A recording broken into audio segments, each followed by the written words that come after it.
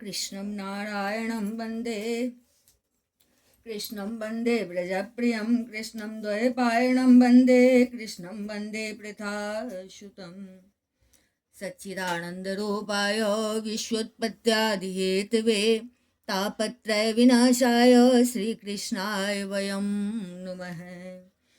यं प्रव्रजन्तमनुपेतमपेतकृत्यं द्वैपायनो विरहकातरया जुहाव पुत्रेति तन्मयतया तर्वोऽभिनेदोस्तं सर्वभूतहृदयं मुनिमानतोऽस्मि निगमकल्पतरोर्गलितं फलम् सुखमुखादिमितद्रवसंयुतं पिबत भागवतं रसमालयं मुहुरहुरसिका भुवि भावुका। ओम नमो भगवते वासुदेवाय। ओम श्री परमात्मने नमः। ओम श्री परमात्मने नमः। ओम श्री परमात्मने नमः।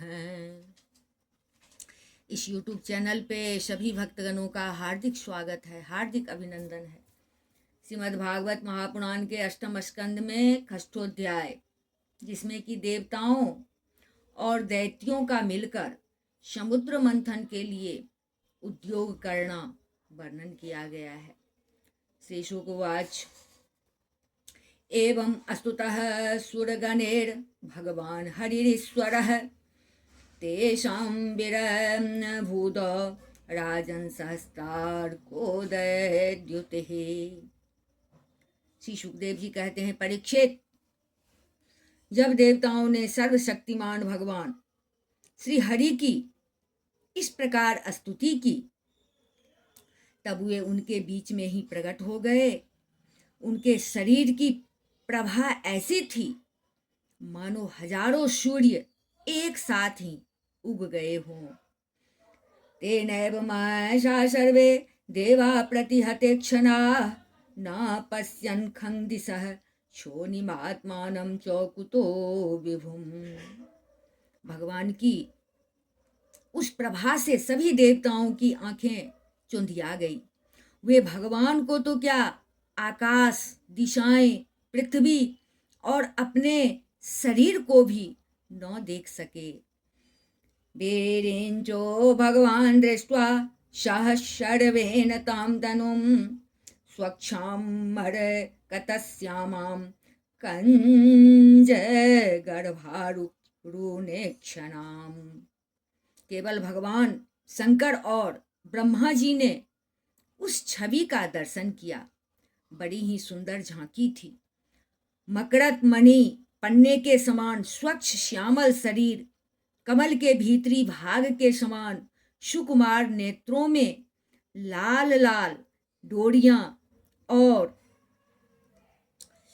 तप्त तप्त हिमावदातेन विरिञ्चो भगवान् दृष्ट्वा सह सर्वेन तां तनुं स्वक्षामर्कतश्यामां कञ्जगर्भारुणेक्षणां तप्त हिमावदातेन लसत् कौशेयवाससा प्रसन्न चारु सर्वांगीं सुमुखीं सुन्दरभ्रुवं महामणिकिरीटेन केयूराभ्यां च भूषितां कर्णाभरणीं भरण निर्वात कपोल श्रीमुखाम्बुजां काञ्जीकलापं वलयहार नूपुरशोभितां कौस्तुभाभरणां लक्ष्मीं बिभ्रतिं वनमालिनीं। केवल भगवान शंकर और ब्रह्मा जी ने उस छवि का दर्शन किया। बड़ी ही सुंदर झांकी थी। मकरत मणि के समान स्वच्छ श्यामल शरीर, कमल के भीतरी भाग के समान सुकुमार नेत्रों में लाल लाल डोरियां और चमकते हुए सुनहले रंग का रेशमी पीतांबर, सर्वांग सुंदर शरीर के रोम रोम से प्रसन्नता फूटी पड़ती थी। धनुष के समान टेढ़ी भौहें और बड़ा ही सुंदर मुख, सिर पर महामणिमय किरीट और भुजाओं में बाजूबंद, कानों के झलकते हुए कुंडलों की चमक पड़ने से कपोल और भी सुंदर हो उठते थे, जिससे मुख कमल खिल उठता था। कमर में करधनी की लड़ियां हाथों में कंगन, गले में हार और चरणों में नूपुर शोभायमान थे। वक्ष स्थल पर लक्ष्मी और गले में कौस्तुभ मणि तथा बनमाला सुशोभित थी। सुदर्शनां दिभे स्वास्त्रैर्मूर्ते मदभेरुपासितां तुष्टावदेव प्रवरः शर्वः पुरुषं परं सर्वामरगणैः साकं सर्वांगैर्वनिं गतेः। भगवान के निज सुदर्शन चक्र आदि मूर्तिमान होकर उनकी सेवा कर रहे थे। सभी देवताओं ने पृथ्वी पर गिरकर साष्टांग प्रणाम किया। फिर सारे देवताओं को साथ ले शंकर जी तथा ब्रह्मा जी परम पुरुष भगवान की स्तुति करने लगे। ब्रह्मोवाच अजात जन्म स्थिति संयमाया गुणाय निर्वाण सुखार्णवाय अनोरनिम्ने परिगण्य धाम्ने महानुभावाय नमो नमस्ते। ब्रह्मा जी ने कहा, जो जन्म, स्थिति और प्रलय से कोई संबंध नहीं रखते, जो प्राकृतिक गुणों से रहित एवं मोक्ष स्वरूप परमानंद के महान समुद्र हैं, जो सूक्ष्म से भी सूक्ष्म है और जिनका स्वरूप अनंत है, उन परम ऐश्वर्यशाली प्रभु को हम लोग बार बार नमस्कार करते हैं। रूपम तव तत् पुरुषार्षवेज्यम श्रेयोर्थिभिर्वेदिकतांत्रिकेन योगेन धातः सहनस्त्रिलोकान् पश्याम्यमोऽस्मिन् नुहभेस्वमूर्तो। पुरुषोत्तम, आप कल्याण चाहने वाले साधक वेदोक्त एवं पांच रात्रोक्त विधि से आपके इसी स्वरूप की उपासना करते हैं। मुझे भी रचने वाले प्रभो, आपके इस विश्वमय स्वरूप में मुझे समस्त देवगणों के सहित तीनों लोक दिखाई दे रहे हैं। त्वयाग्रयासेत् त्वयि मध्ययासेत् त्वयन्त आसेदिदमात्मतन्त्रे त्वमादिरन्तो जगदो जगतोऽस्य मध्यं घटस्य मृत्यस्नेव परः परस्मात्। आप में ही पहले यह जगत लीन था, मध्य में भी यह आप में ही स्थित है और अंत में भी यह पुनः आप में ही लीन हो जाएगा। आप स्वयं कार्य कारण से परे परम स्वतंत्र हैं। आप ही इस जगत के आदि, अंत और मध्य हैं। वैसे ही जैसे घड़े का आदि, मध्य और अंत मिट्टी है। त्वमायात्मा श्रयया स्वयेदं निर्माय विश्वं तदनु प्रविष्टः पश्यन्ति युक्ता मनसा मनीषिणो गुणव्यवायेऽप्यगुणं विपश्चितः। आप अपने ही आश्रय रहने वाली अपनी माया से इस संसार की रचना करते हैं और इसमें फिर से प्रवेश करके अंतर्यामी के रूप में विराजमान होते हैं। इसीलिए विवेकी और शास्त्रज्ञ पुरुष बड़ी सावधानी से अपने मन को एकाग्र करके इन गुणों की, विषयों की भीड़ में भी आपके निर्गुण स्वरूप का ही साक्षात करते हैं। यथाग्निमेधस्य मृतं च गोषो भोभ्यान्नमम्बोद्यमने च वृत्तिं योगैर्मनुष्या अधियन्ति हे त्वां गुणेषु बोध्या कवयो वदन्ति। जैसे मनुष्य युक्ति के द्वारा लकड़ी से आग, गौ से अमृत के समान दूध, पृथ्वी से अन्न तथा जल और व्यापार से अपनी आजीविका प्राप्त कर लेते हैं, वैसे ही विवेकी पुरुष भी अपनी शुद्ध बुद्धि से भक्ति योग, ज्ञान योग आदि के द्वारा आपको इन विषयों में ही प्राप्त कर लेते हैं और अपनी अनुभूति के अनुसार आपका वर्णन भी करते हैं। त्वं त्वां वयं नाथ समुजीवहानं सरोजनाभाति चिरेप्सितार्थं दृष्ट्वा गता निर्भृतिमद्म सर्वे गजादवार्ता इव गांगमंभः। कमलनाभ जिस प्रकार दावाग्नि से झुलसता हुआ हाथी गंगा जल में डुबकी लगाकर सुख और शांति का अनुभव करने लगता है, वैसे ही आपके आविर्भाव से हम लोग परम सुखी और शांत हो गए हैं। स्वामी, हम लोग बहुत दिनों से आपके दर्शनों के लिए अत्यंत लालायित हो रहे थे। सौत्वं विधत्स्वाखिललोकपाला वयं यदर्थास्तव पादमूलम् समागतास्ते बहिरन्तरात्मन् किं वान्यविज्ञाप्यमशेष साक्षिणः। आप ही हमारे बाहर और भीतर के आत्मा हैं।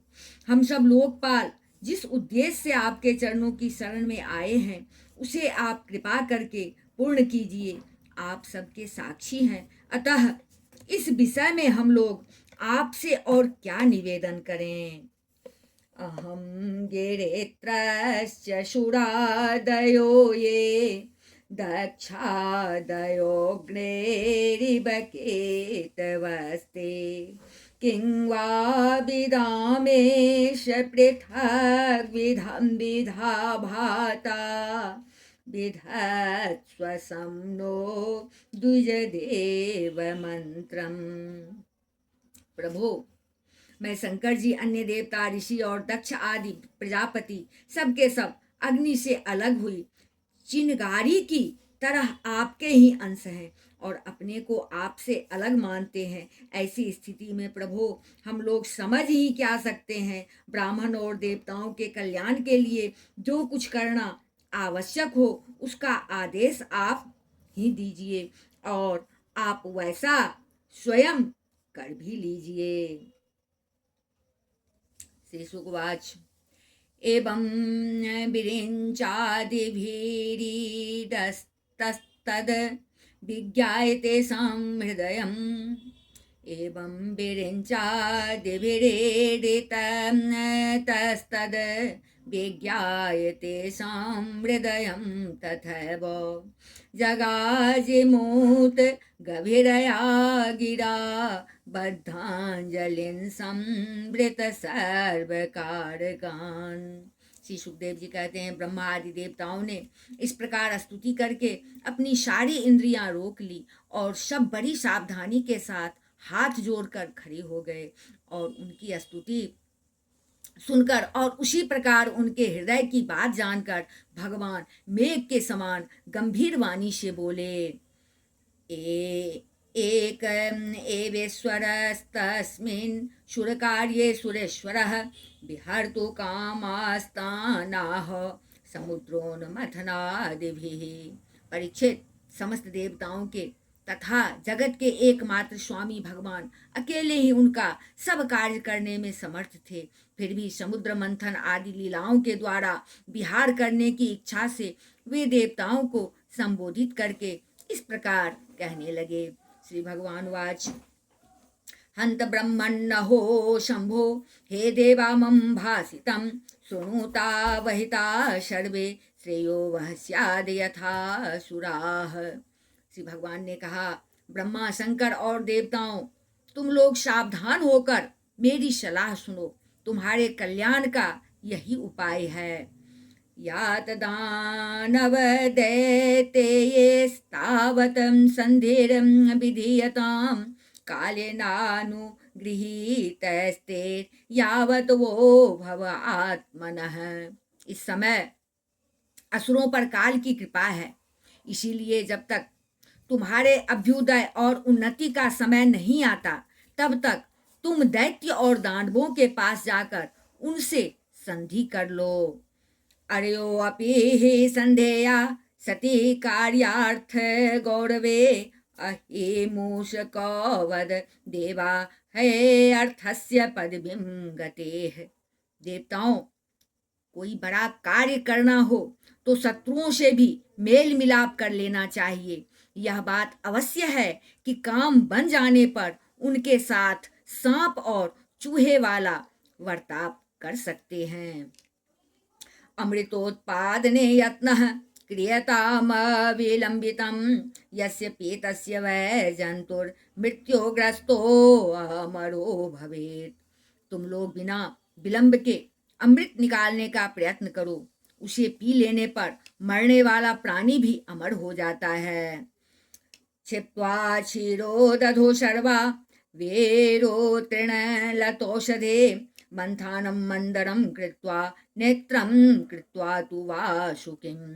पहले क्षीर सागर में सब प्रकार के घास, तिनके, लताएं और औषधियां डाल दो। फिर तुम लोग मंदराचल की मथानी और बासुकी नाग की नेति बनाकर मेरी सहायता से समुद्र का मंथन करो। सहायेन मया देवा निर्मंथनध्वमतंद्रिता क्लेशभाजो भविष्यन्ति दैत्यायूयं फलग्रहाः।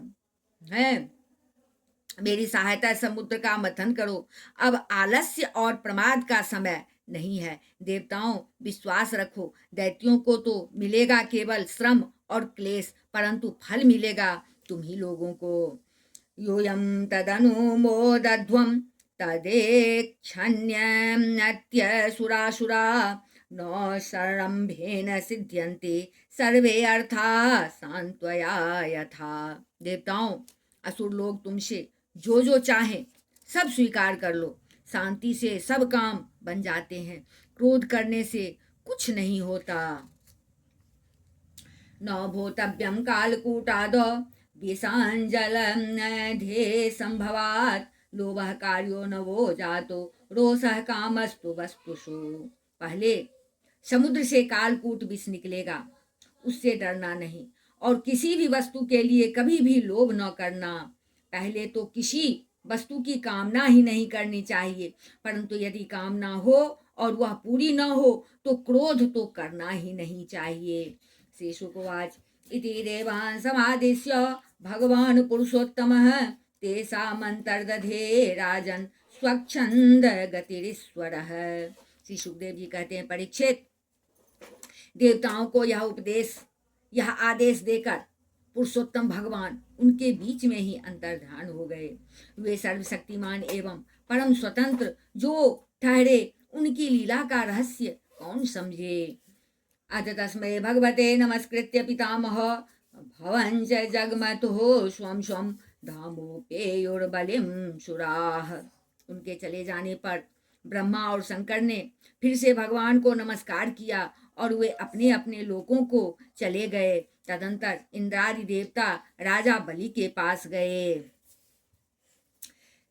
दृष्ट्वारेणप्यं संयन्तान् जातं क्षोभान् स्वनायकान् न्यसेधद दैत्यराट श्लोक्यः संधि विग्रह कालवित्।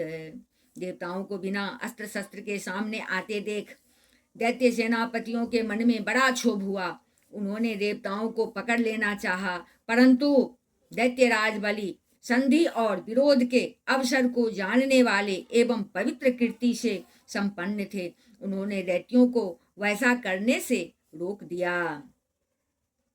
तैवरोचनीमासीनं गुप्तं चासुरयूथपै श्रिया परमया जुष्टं जिता शेषमुपागमन।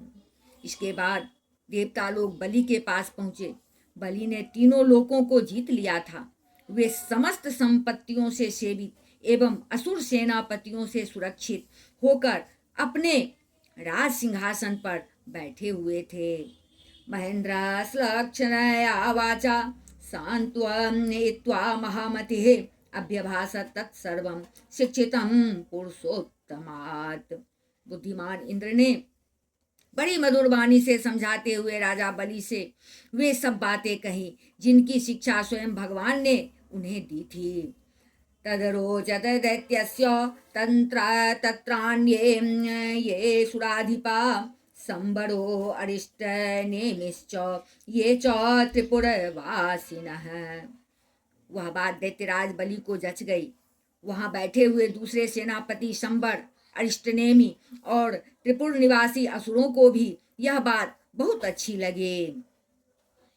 ततो देवासुरा कृत्वा सविदं संविदं कृत सौहृदा उद्यमं परमं चक्रोर्मृतार्थे परन्तप।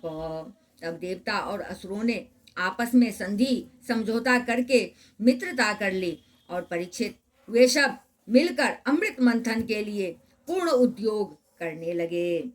ततस्ते मंदरे गिरे मोज सोत्पाट्य दुर्मदा नदंत उदधिम निन्युः शक्ता परिवाहवः।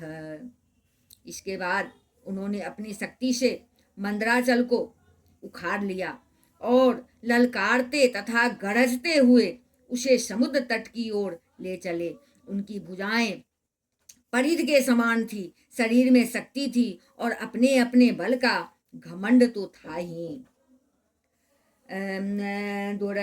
दुरभारोद्वह श्रांता शक्नवेरोचनादयः अपारयन्तस्तं गूढुं विवसा बिजहोपथिः। परंतु एक तो वह मंदर पर्वत ही बहुत भारी था और दूसरे उसे ले जाना भी बहुत दूर था। इससे इंद्र, बलि आदि सब के सब हार गए। जब ये किसी प्रकार भी मंदराचल को आगे न ले जा सके तब विवश होकर उन्होंने उसे रास्ते में ही पटक दिया। गिरिस्तत्र बहुन मरदानवान चूर्णयामास महता भारेन कनकाचलः। वह सोने का पर्वत मंदराचल बड़ा भारी था। गिरते समय उसने बहुत से देवता और दानवों को चकनाचूर कर डाला। तांस्तथा भग्न मनसो भग्न बाहोरो कंधरान विज्ञाय भगवांस्तत्र बभोव गरुड़ध्वजः। उन देवता और असुरों के हाथ, कमर और कंधे टूट ही गए थे, मन भी टूट गया। उनका उत्साह भंग हुआ। देख गरुड़ पर चढ़े हुए भगवान सहसा वहीं प्रकट हो गए। गिरिपात विनिस्पेष्टा अन्वे लोक्यामर दानवान इच्छया जीवयामास निर्जरान निर्ब्रह्मणान्यथा। उन्होंने देखा कि देवता और असुर पर्वत के गिरने से पिस गए हैं, अतः उन्होंने अपनी अमृतमयी दृष्टि से देवताओं को इस प्रकार जीवित कर दिया मानो उनके शरीर में बिल्कुल चोट ही न लगी हो। गिरिं चारोप्य गरुड़े हस्ते न केन लीलया आरुह्य प्रयावब्धिं सुरासुरगणैर्वृतः। इसके बाद उन्होंने खेल ही खेल में एक हाथ से उस पर्वत को उठाकर गरुड़ पर रख लिया और स्वयं भी सवार हो गए। फिर देवता और असुरों के साथ उन्होंने समुद्र तट की यात्रा की। अवरोप्य गिरिं स्कंधात् सुपर्णः पततांबरः ययो जलांत उत्सृज्य हरिणा सौविव विसर्जितः। पक्षीराज गरुड़ ने समुद्र के तट पर पर्वत को उतार दिया। फिर भगवान के विदा करने पर गरुड़ जी वहां से चले गए। इति श्रीमद्भागवते महापुराणे पारमहंस्यां संहितायां अष्टम स्कंधे अमृत मथने मंदराचलानयनं नाम षष्ठोऽध्यायः। बोल वृंदावन बिहारी लाल की जय, राजा रामचंद्र की जय, अम्बा जनक नंदनी की जय, भास्कर भगवान की जय, बजरंग बली की जय, उमापति महादेव की जय, श्रीमद्भागवत महापुराण की जय। बोलिए सब संतन की जय। जय जय श्री राधे, जय जय श्री राधे।